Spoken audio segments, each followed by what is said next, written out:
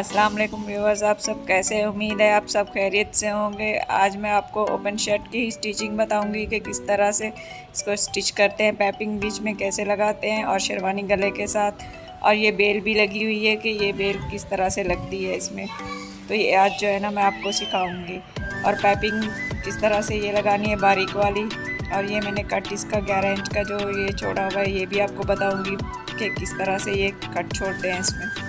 ये देखिए व्यूअर्स, मैंने शर्ट कटिंग कर ली है और कटिंग करते वक्त ये मैंने फ्रंट की साइड से जो ना आधा इंच बढ़ा के रखा है, क्योंकि ये यहाँ से मैं इसको सेंटर से कट करूँगी और पैपिंग लगाऊँगी, क्योंकि ये स्टिच में जाएगा आधा इंच, इसलिए इसको मैंने बढ़ा के रखा हुआ है। अब कटिंग करते वक्त इस चीज़ का ख्याल रखें, क्योंकि फ्रंट वाली साइड को आधा इंच बढ़ा के रखना है, क्योंकि ये पैपिंग में इसकी कपड़ा एक्स्ट्रा जो है ना जाएगा। अगर मैं नहीं बढ़ा के रखती तो मेरा ये ऊपर नीचे हो जाता। और ये बेल के साथ भी मैं लगाऊंगी। व्यूअर्स, ये देखे मैंने गला काट लिया और गले के साथ ही मैंने ये फ्यूजिंग पेपर की जो पट्टी आधे इंच की चौड़ी काट के इसको चिपका दी है, क्योंकि इसमें पैपिंग जो है ना फिनिशिंग से लगती है। वी गले के साथ ही मैंने इसको चिपकाई है। तो आपको जैसा नेक पसंद हो ऊपर से वैसे ही रख सकते हैं, और मैंने तो वी में रखा है। गोल में भी ओपन शर्ट बन सकती है। तो इस तरह से आधा इंच फ्यूजिंग जब चिपकाएंगे तो उसमें फिनिशिंग से आपके आ जाएगी ये पैपिंग। ये देखें व्यूअर्स, अब हम पैपिंग लगाएंगे। और पैपिंग के लिए मैंने ये 1 इंच चौड़ी पट्टी जो है ना काट ली है सीधी। तो इसमें तिरछी नहीं काटी है, वी गले में ये जो है ना सीधी लग जाती है। तो अगर ये गोल गला होता तो उसमें मैं तिरछी कट करती उसको।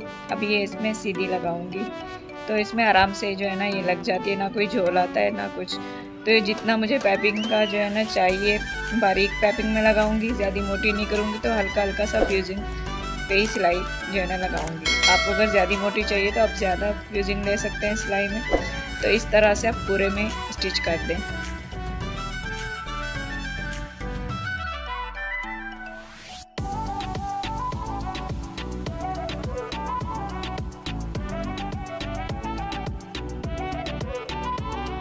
मैंने पैपिंग को स्टिच कर दिया। अब इसको पलटकर आपको जितनी बारीक या मोटी चाहिए तो इस तरह से आप उसको स्टिच कर लें पूरे को।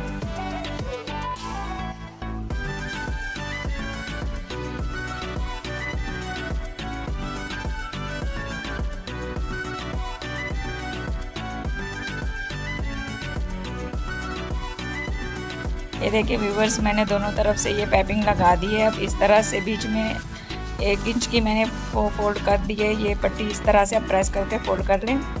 तो जितना आपको जो है ना ये बंद करना है सेंटर को, तो मैंने इतनी ये पट्टी दी है और यूँ रख दूँगी। इस तरह से आपने स्टिच कर देना है दोनों तरफ से। ये एक साइड पहले कर लें, फिर दूसरी साइड भी इसी तरह से रख कर साथ ही ज्वाइन कर लें।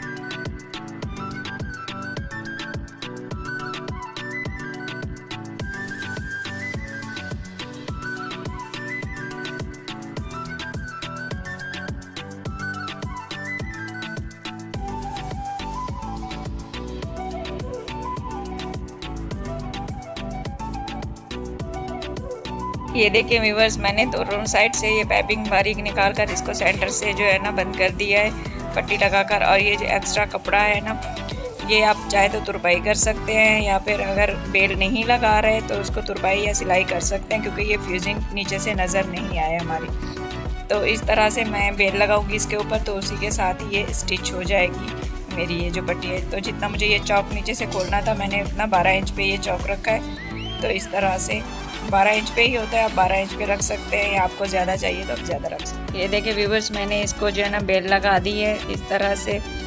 ये मैंने ये जूस से हल्की सी इसको पत्तों पे लगा के चिपकाई थी, फिर इसके साथ ही मैंने स्टिच कर दी है जो है ना, ये इससे मैंने चिपका दी थी। तो ताकि मेरी बेल जो है ना इस तरह से इधर उधर ना जाए, तो मैंने हल्का सा ये लगा के इसको चिपकाया था। फिर मैंने बाकी में स्टिच कर दिया दोनों तरफ से। अब व्यूअर्स, इसको हम शोल्डर को ज्वाइन कर देंगे दोनों तरफ से, फिर इसमें शेरवानी कॉलर लगा देंगे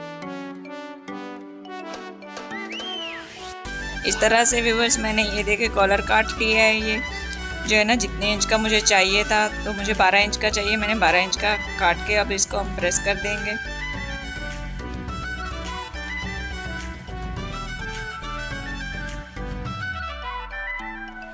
मैंने अपना ये देखे शेरवानी कॉलर जो है ना चिपका लिया। अब इस तरह से हम इसको स्टिच कर देते हैं। हल्का हल्का सा जो है ना इस पे फ्यूजिंग पे मैं सिलाई लूँगी, क्योंकि पलटने के बाद फ्यूजिंग वगैरह निकल जाती है। ये देखिए व्यूअर्स, मैंने जो है ना इसको स्टिच करके ये जो हल्के हल्के से कट लगा दूँगी एक्स्ट्रा कपड़ा काट के, ताकि ये मैं फिर पलटूँ तो इसमें झोल वगैरह ना आए।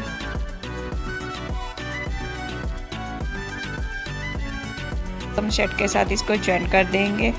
जहाँ तक मुझे ये गले में फ्रंट से लगाना है 3 इंच से, तो मैंने शुरू किया है। मैंने ये पहले चौक से निशान लगा दिया था और बैक पे भी सेंटर में और कॉलर पे भी निशान लगा लेना है। इस तरह से आप स्टिच कर लें।